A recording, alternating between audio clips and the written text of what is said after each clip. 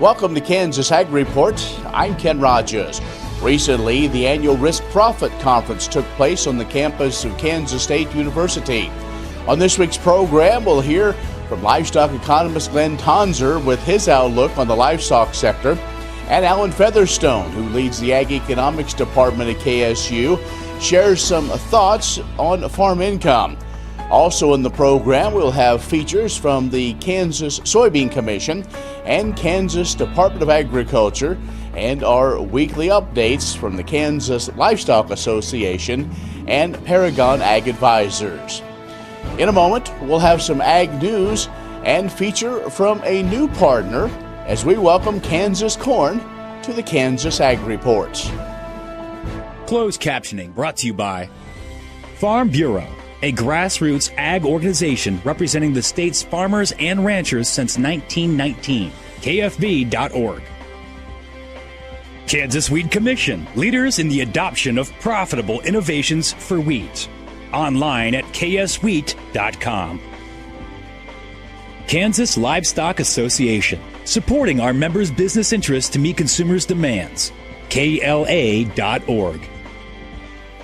Well, the Division of Conservation at the Kansas Department of Agriculture has announced additional counties are now eligible for funds to assist landowners with their efforts to mitigate the impact of drought. The Livestock Water Supply Financial Assistance Initiative provides financial assistance for livestock water supply wells, pipelines, pumps, and tanks installed after July the 1st. The State Conservation Commission took action on August 13th to approve the initiative for those qualifying drought mitigation efforts, expanding the initiative to 22 additional counties beyond those which were initially approved at the end of July.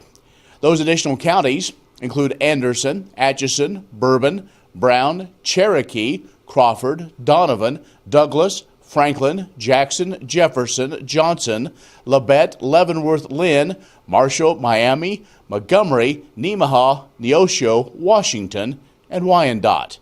Additional programs, including a full list of all the counties, can be found online, agriculture.ks.gov. Applications must be made through your local conservation district. And a new Gallup poll shows consumers are slow to mitigate to online grocery shopping. The report was released last week and found 84% of adults say they never order groceries online. 89% have never ordered the meal preparation kits despite their perceived popularity. Now, Gallup says Americans are much more inclined to simply mealtime activity by ordering takeout or going out to eat. But nearly all Americans will still shop for groceries the old-fashioned way by going to the store. More than 80% of respondents reported visiting a grocery store at least once a week, and only 4% of adults said they order online groceries weekly. Now, aside from purchasing their own food, presumably to make at home, 45% of adults reporting eating out at a restaurant at least weekly. 31% order takeout food. This segment brought to you by Kansas Livestock Association, supporting our members' business interests to meet consumers' demands. KLA.org. Oldie Seed Farms, carrying soil-specific seed. Find them on the web at oldieseed.com. That's OHLDE seed.com. Grass and Grain, online or in the mail, keeping Kansas farmers informed for over 60 years. grassandgrain.com. Kansas Wheat Commission, leaders in the adoption of profitable innovations for wheat. Online at kswheat.com.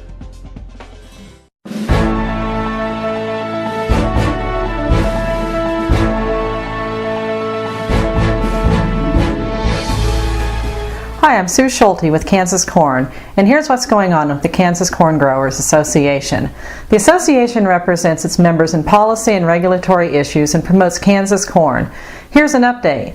Kansas Corn is working for the passage of the Farm Bill before the September 30 deadline. This Farm Bill is considered to be evolutionary rather than revolutionary, so we haven't seen sweeping changes to farm programs. Kansas and National Corn have been pushing for a fully funded farm bill that maintains a strong crop insurance program and farm programs, along with funding for foreign market development with MAP and FMD programs. Kansas Corn's role in the Farm Bill is to make sure the Kansas perspective is heard in policy discussions in Washington, D.C. Our staff works closely with the staffs of our congressional delegation, and we work with other Kansas commodity groups, corn associations in other states, and the National Corn Growers Association, Washington, D.C. staff. Farm Bill versions are now in conference committee, and Kansas is well represented with Senator Pat Roberts chairing the conference committee and Kansas Congressman Roger Marshall serving on the committee. While there are differences between the House and Senate versions of the Farm Bill, we are hopeful that the Conference Committee can find good compromises that create a bill that can be approved by both House and Senate and can be signed into law before the current Farm Bill expires. Find out more by following Kansas Corn on social media or by visiting our website at kscorn.com. Well, thanks, Sue. Stay with us. K-State Ag Economists will be up next when we return on the Kansas Ag Report. This segment brought to you by Farm Bureau, a grassroots ag organization representing the state's farmers and ranchers since 1919. KFB.org. Oldie Seed Farms, carrying soil-specific seed. Find them on the web at oldieseed.com. That's OHLDE seed.com. Grass and Grain, online or in the mail, keeping Kansas farmers informed for over 60 years. grassandgrain.com. Kansas Wheat Commission, leaders in the adoption of profitable innovations for wheat. Online at kswheat.com.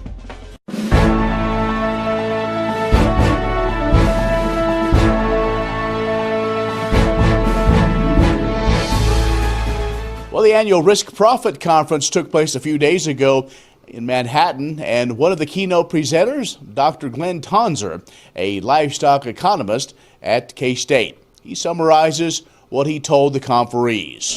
Feeder cattle prices this fall look a lot better than most of us thought they would. We're about year 5 in expanding the herd.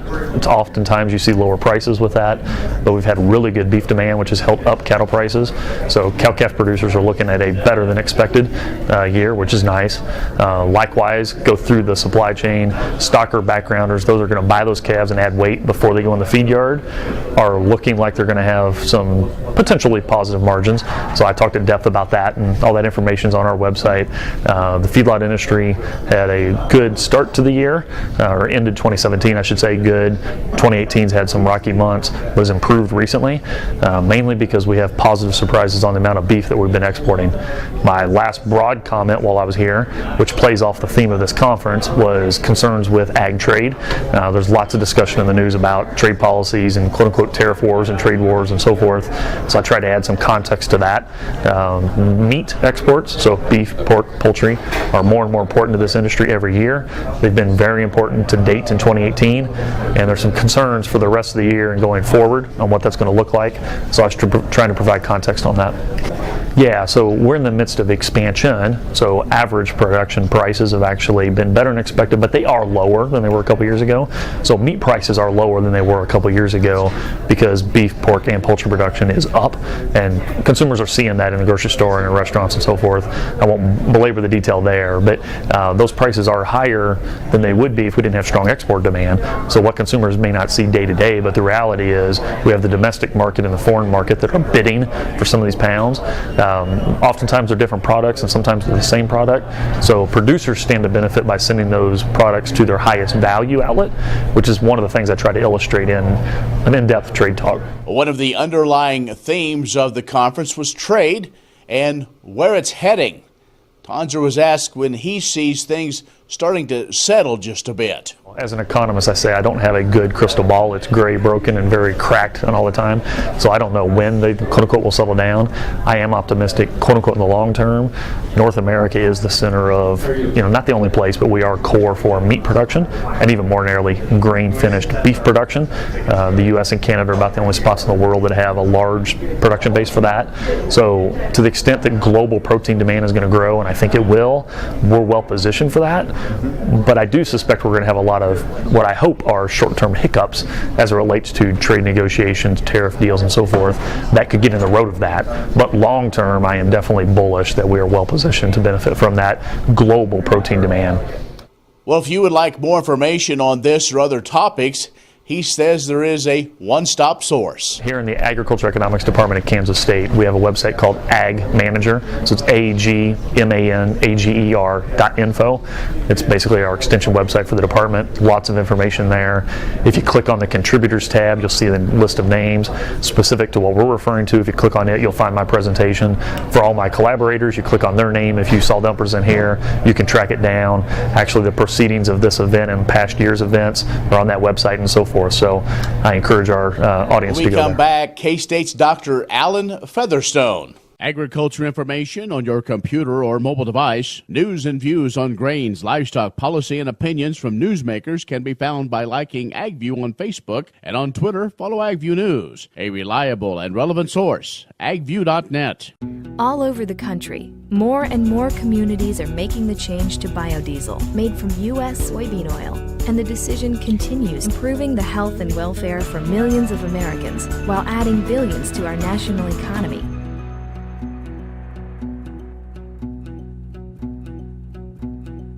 What does a brighter, more sustainable future look like in our cities and towns, and how do we get there? When New York needed an alternative fuel source to reduce carbon emissions, the city found what it needed in biodiesel, made from U.S. soybean oil.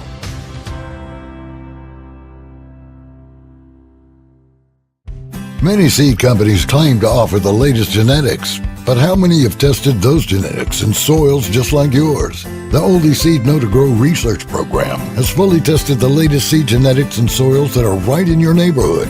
The Oldie Seed Know to Grow program can recommend the best performing hybrids from technologies like Enlist, Extend, and Liberty Link that will optimize the yield and profit of every acre on your farm. Contact Oldie Seed today.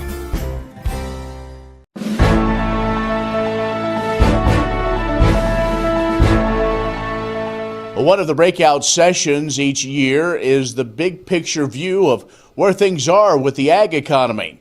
And that was done again this year by Dr. Allen Featherstone, the head of the Ag Economics Department at Kansas State University. A couple things that I highlight. One is looking at the situation for interest rate and inflation rate. Simply borrowing is a pretty important factor for sustaining agricultural and farm businesses. One of the things we've seen is we have seen the interest rates, especially on short-term money, less than a year, those have increased by about 1.5% over the last couple years. But if we look at the 10-year rates and the 30-year rates for those individuals that are borrowing a little bit longer, we've seen those rates remain fairly constant with regards to the cost of money. A couple things make up the cost of money. One is the inflation rate. As we look out, inflation rate expectations have remained fairly steady, and so a number of individuals do from time to time express concern with regards to whether or not we're going to see a burst of inflation, but the information is that over the last 10 years or so, the expectation for inflation has been about 2%, and it remains about 2%. And so as we look out the next 5 to 10 years, the expectation is 2%. The other cost is just the real cost of money. That is why interest rates have begun to increase a little bit. The real cost of money has increased from about 0.5% to about 1.5% to 2%. One of the things I think it's important to realize is that's probably closer to the long-term average, and so we went from a situation where we're below average to a situation where we're beginning to reach more of a longer term type average. And so certainly that inflation and interest rate outlook is one of the big differences we see in this struggle in agricultural time than we did in the 1970s and 80s, where interest rates were up 11, 12, 13, all the way up to 17% in some cases. With regards to debt, we are increasing the debt within the sector. The numbers that we've seen have went from about 20% debt to asset ratio over the last 3 to 4 years. That's creeped up to about 26 to 27%. Again, when you first think about that, that seems pretty high, but if you look at where the sector was all the way from the mid-1980s to the mid-2000, 2004, 2005, Kansas was bouncing between 34 and 36% debt to asset ratio. And so again, even though we've crept up, it's still a good, safe position simply because we were able to manage 20 years as an agricultural economy with much higher debt-to-asset ratios. The other concern, and this is very variable in terms of we're ending up with a situation where some operations are doing pretty well, a number of operations are struggling, and if you look at that, I think about 15% of the farms have lost money from a net farm income perspective in each year for the last 4 years, and so those individuals are in a situation where they're struggling to make payments. Their working capital, their short-term use of debt has increased, and so they're really in a situation where there are concerns moving forward. But at the same time, there are producers out there that have done pretty well. Some of it's a function of rainfall, some of it's a function of the enterprises that we've been in, and some of it's just unfortunately differences in management. We'll have more from the Risk Conference coming up in future programs.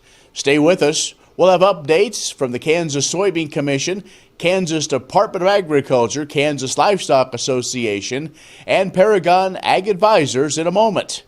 This is the Kansas Ag Report.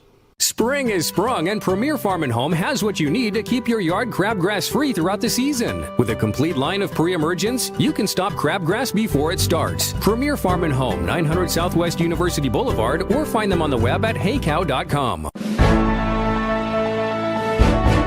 The Kansas Soybean Commission invites Kansas Middle and High School Family and Consumer Sciences departments to participate in the Kansas Soybeans as a Food educational program.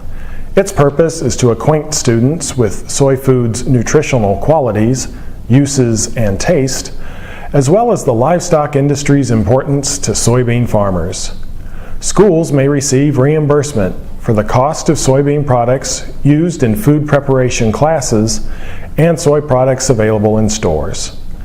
Because the livestock industry consumes the vast majority of the soybean meal in Kansas, up to half of a reimbursement may be for meat and dairy products. Applications are due September 21 for the fall semester and February 22 for the spring. Teachers may apply for both semesters by the fall deadline, but each should be on a separate form. Following completion of an educational unit, submit the reimbursement form along with receipts for the purchased products by December 21 for the fall or May 10 for the spring. For more information, visit kansassoybeans.org/FACS on the web or call 877-KS-SOYBEAN. That's 877-577-6923.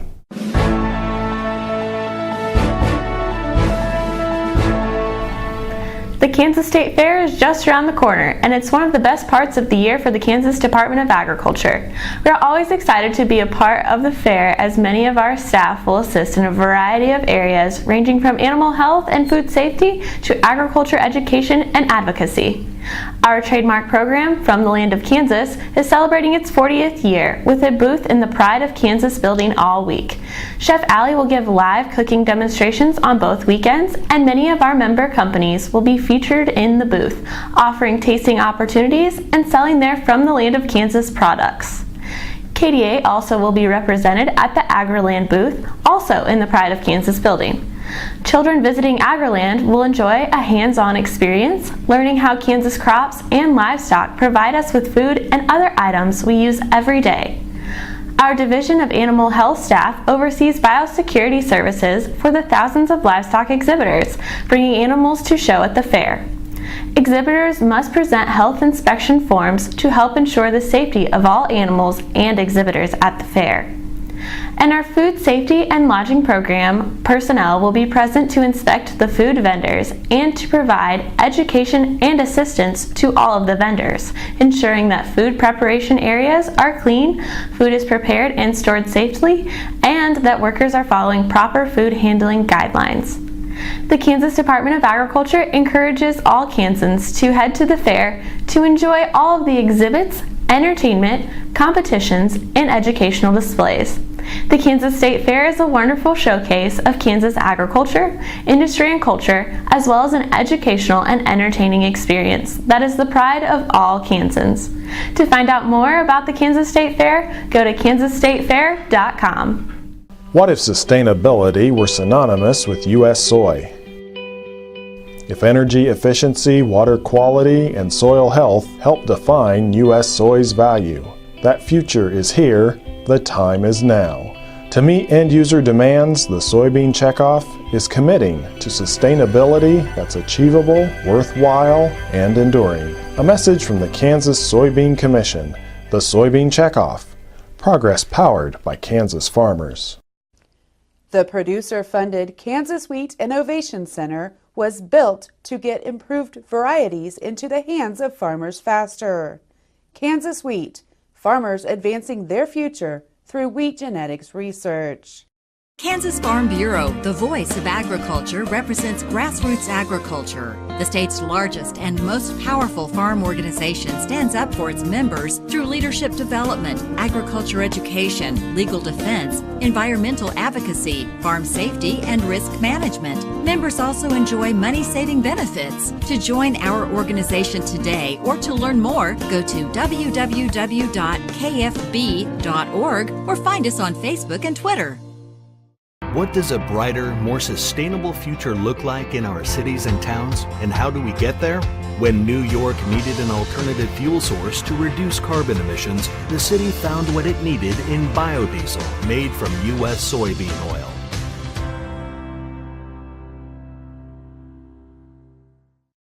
Many seed companies claim to offer the latest genetics, but how many have tested those genetics in soils just like yours?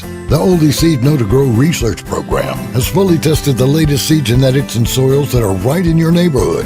The Oldie Seed Know to Grow program can recommend the best performing hybrids from technologies like Enlist, Extend, and LibertyLink that will optimize the yield and profit of every acre on your farm. Contact Oldie Seed today.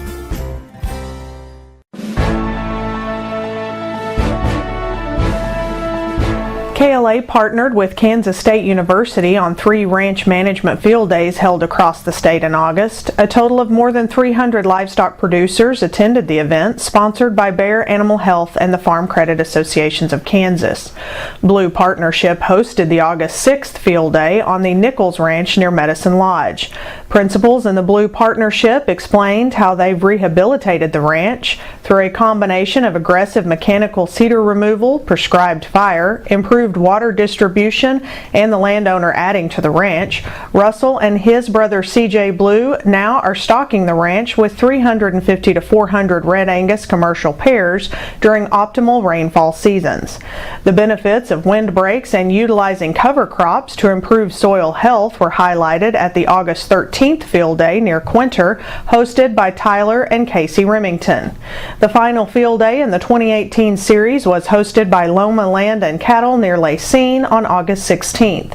The third-generation family operation is owned by the Robert Thayer family and includes a cow-calf operation and backgrounding business.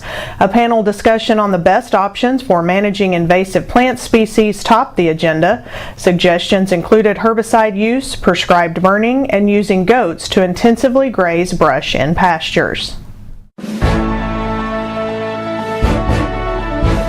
Good morning, I'm Darren Van Vactor with Paragon Ag. Trade uncertainty has the market consolidating right before a very large national harvest per the USDA and most recently the Pro-Farmer Crop Tour. Trade talks, although lower level ones, resumed with China. Trump communicated that he believed not much would transpire, but an open line of communication at least feels a little better at this time. Word is we're closer to an agreement with Mexico and we're still awaiting the details and the market reaction from those. For many here in Kansas and Missouri, the heat and dryness has put a hurting on this year's corn crop. But timely rains have fallen for many, giving the beans a chance. Continue to keep an eye on basis. With a growing bean crop and uncertainty around trade, merchants will lean towards widening basis to guard against their bottom line. Conversely, we have seen corn basis improve to some of the best levels in recent years prior to a harvest. With wheat above feed level pricing and hay hard to come by, corn usage could get ramped up locally to fill the void in regard to feedstuffs, meaning that we could see localized basis improvement as end users look to fill their needs.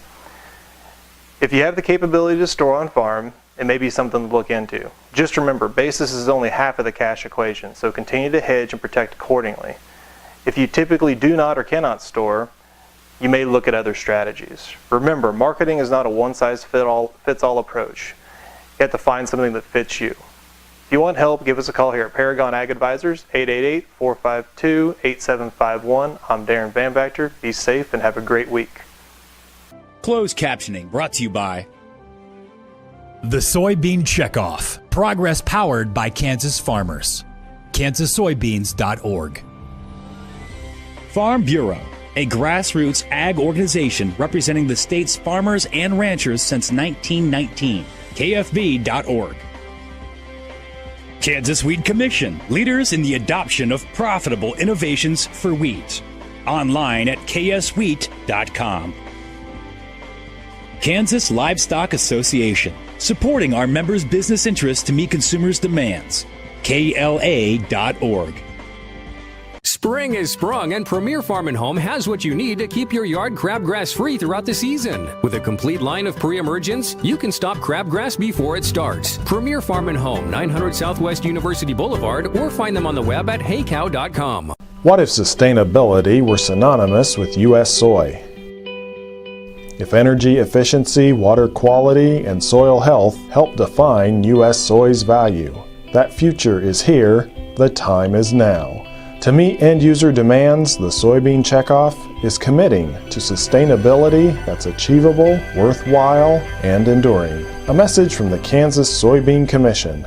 The Soybean Checkoff. Progress powered by Kansas farmers. Kansas Farm Bureau, the voice of agriculture, represents grassroots agriculture. The state's largest and most powerful farm organization stands up for its members through leadership development, agriculture education, legal defense, environmental advocacy, farm safety, and risk management. Members also enjoy money-saving benefits. To join our organization today or to learn more, go to www.kfb.org or find us on Facebook and Twitter. The producer-funded Kansas Wheat Innovation Center was built to get improved varieties into the hands of farmers faster. Kansas Wheat, farmers advancing their future through wheat genetics research. All over the country, more and more communities are making the change to biodiesel made from U.S. soybean oil. And the decision continues, improving the health and welfare for millions of Americans while adding billions to our national economy.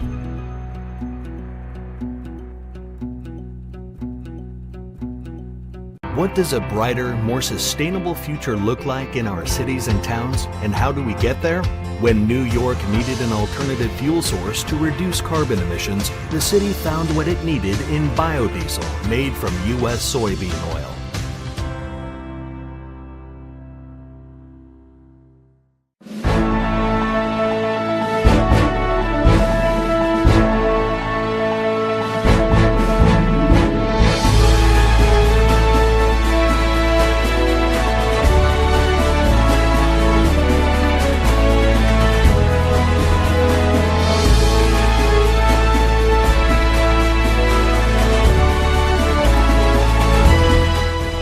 Well, that's our show this week.